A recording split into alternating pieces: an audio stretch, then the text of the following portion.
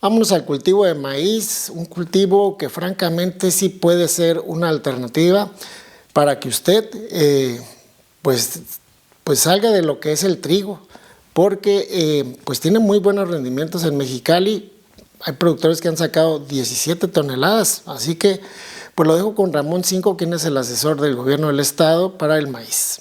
Nos encontramos ahorita en el ejido de Netzahualcóyotl. Es un lote de maíz establecido el 14 de febrero con la variedad RX 860 de Asgrow.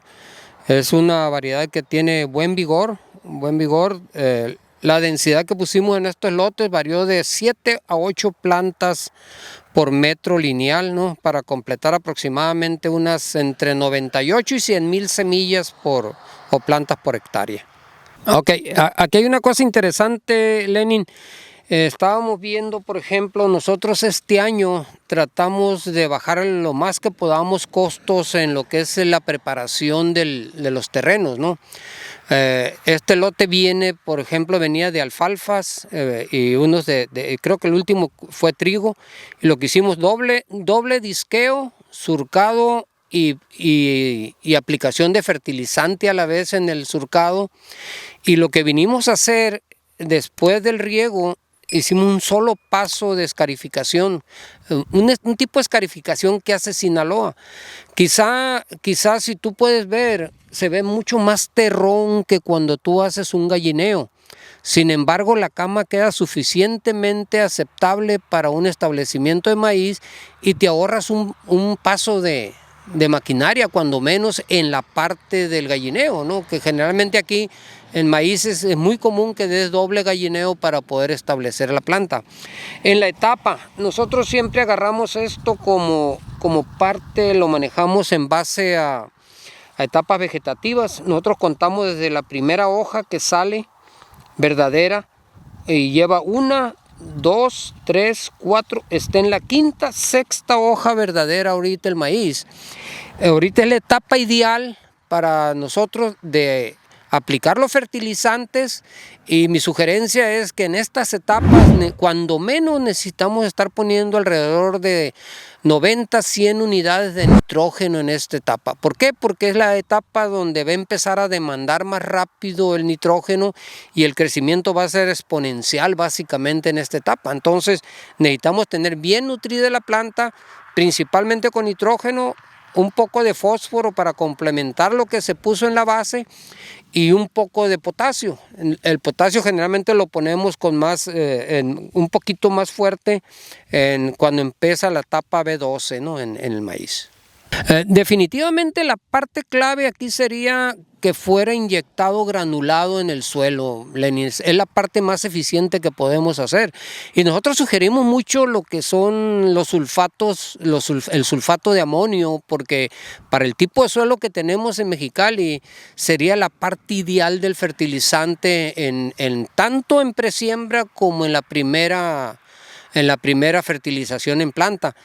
Sin embargo, pues tenemos algunas problemitas para alcanzar los volúmenes que deberíamos de tener de sulfato de amonio, porque los equipos que tenemos de fertilización aquí en el valle generalmente no nos dan esos tipos de volúmenes. Imagínate, para poner nosotros una dosis de 80, 90 o 100 kilos de sulfato de amonio, pues prácticamente necesitamos andar tirando arriba de 800 kilos de sulfato de amonio por hectárea, porque trae únicamente 21% de nitrógeno. Entonces es difícil, a veces la gente se les hace mucho el volumen, pero realmente nosotros debemos pensar en las dosis que realmente requiere de nitrógeno por hectárea, ¿no? Mira, todo lo que para mí prácticamente en el caso de maíz, todos los lotes que vengan de trigos, básicamente yo pienso que pueden hacerlos fácilmente, hacer dobles disqueos y venir y surcar y armar. Otra cosa que estamos haciendo, Lenin, en ese sentido, es nosotros, por ejemplo, en el caso de, no estamos surcando con surcadores tradicionales, estamos usando conchas, con lo que le llaman aquí oreja de coche, que le dicen que eso lo hacen para abrir surco. Entonces, ¿qué es lo que pasa cuando no usamos un surcador tradicional como los que se utilizan para algodón. Ese tipo de surcadores te sacarían mucho terrón, muchas cosas de eso porque son muy profundos.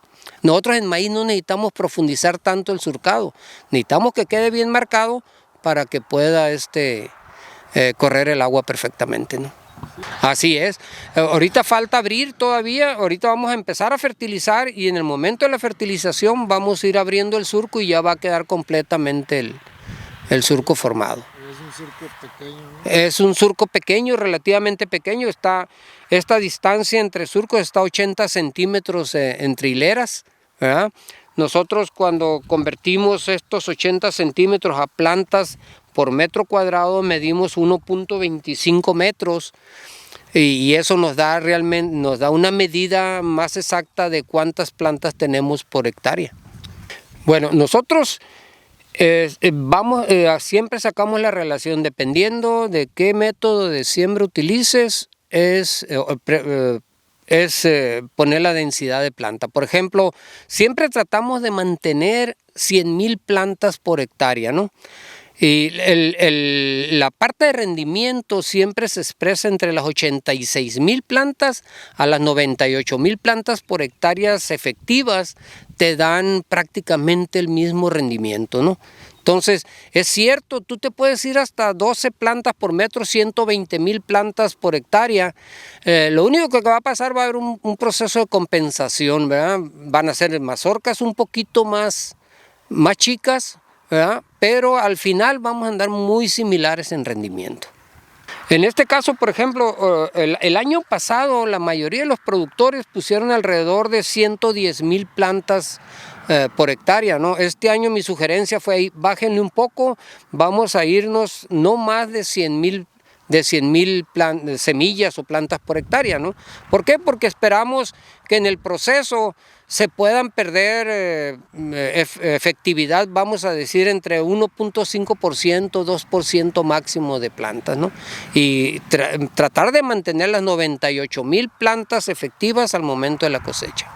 Sí, aquí estamos viendo que son como 10 a 11 o 12 por metro, ¿no? No, aquí sí, más o menos, si checas aquí, por ejemplo, esta distancia, más o menos este es el metro lineal.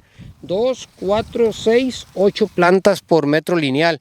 Si la vemos al 1.25, te vas a ir casi a las 10 plantas en 1.25 metros, que te darían las 100,000 plantas por hectárea, pues, que estamos buscando. Esta recomendación, ¿por qué se te ocurrió de mejor sembrar 8 plantas por metro?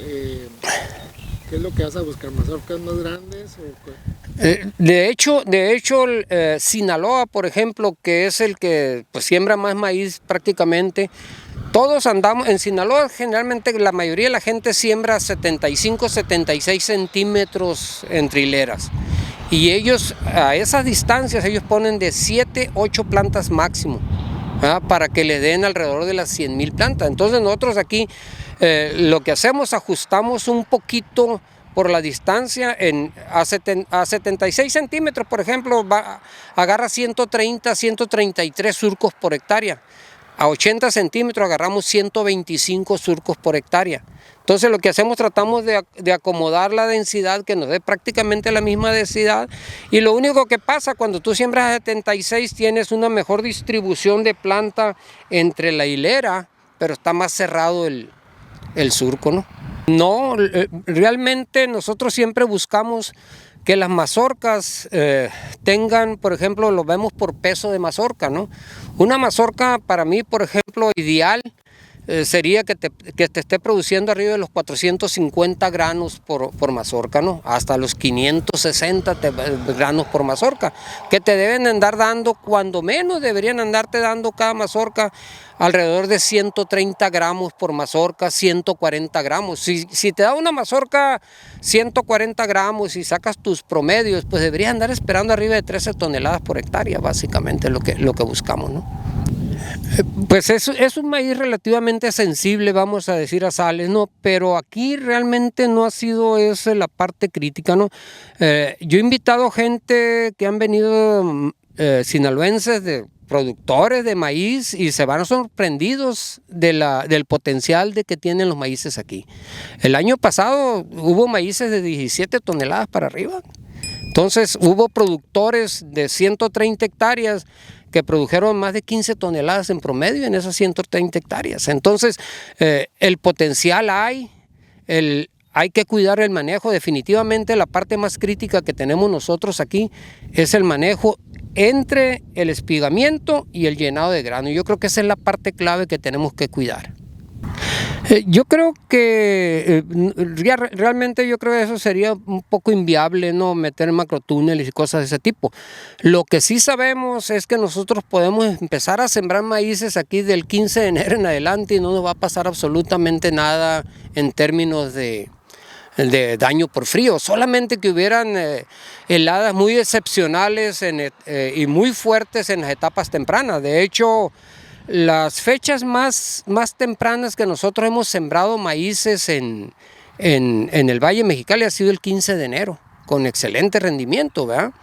El Gaby Machado, el grupo de ellos, por ejemplo, ellos empiezan a sembrar desde los días primeros, finales de enero, primeros días de febrero a establecer los maíces. Realmente tenemos una ventana bastante corta, como dices tú, pero nosotros siempre hemos dicho, es preferible arriesgar los últimos 10 días de enero y todo de febrero a tratar de sembrar en las primeras semanas de marzo. Marzo es una parte que no sabemos nosotros. Si tú siembras en la primera semana de marzo y hay una onda de calor, puede perjudicar tu rendimiento hasta en 1 o 2 toneladas por hectárea.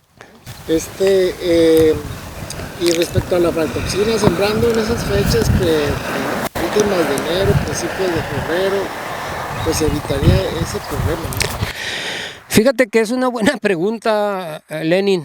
Nosotros hemos visto que tanto maíces tempranos como maíces tardíos han tenido problemas de aflatoxinas. Va muy ligado al tipo de manejo que le hagamos al maíz, ¿no? Se habla mucho de que un estrés por agua te puede causar que la aflatoxina se dispare. El otro punto que nosotros tenemos muy claro es que si no controlamos bien lo que es el gusano elotero en etapa de llenado de elote, la probabilidad de que haya aflatoxina es muy alta. Entonces son cuestiones más de manejo, aunque tú siembres temprano, si no cuidas el elotero al final del ciclo, te va a perjudicar en los niveles de aflatoxina.